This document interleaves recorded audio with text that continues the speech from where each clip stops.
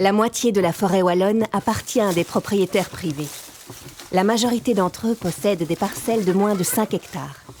C'est à leur attention que la cellule d'appui à la petite forêt privée a développé un ensemble de services depuis 2012.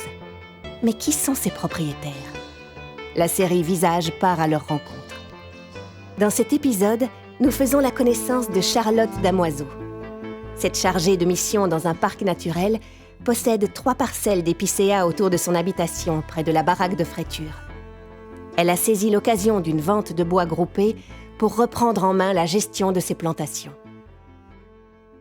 2 de ces parcelles sont des anciennes cultures de sapins de Noël et la 3e est une plantation d'épicéas plus ancienne qui servait également d'écran végétal par rapport à l'autoroute qui est toute proche.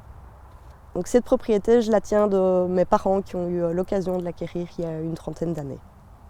Comme beaucoup de propriétaires dans la région, avec les précipitations neigeuses qu'on a eues qui étaient assez exceptionnelles, on a eu beaucoup de dégâts au niveau des différentes parcelles, des pointes cassées, voire carrément des arbres qui étaient tombés sur la route et sur les câbles qui sont juste à côté des parcelles. Quand j'ai appris que la cellule d'appui à la petite forêt privée organisait une vente groupée sur la commune, je me suis dit que c'était l'occasion de leur demander conseil et de voir ce qui était le plus approprié de faire au niveau des parcelles.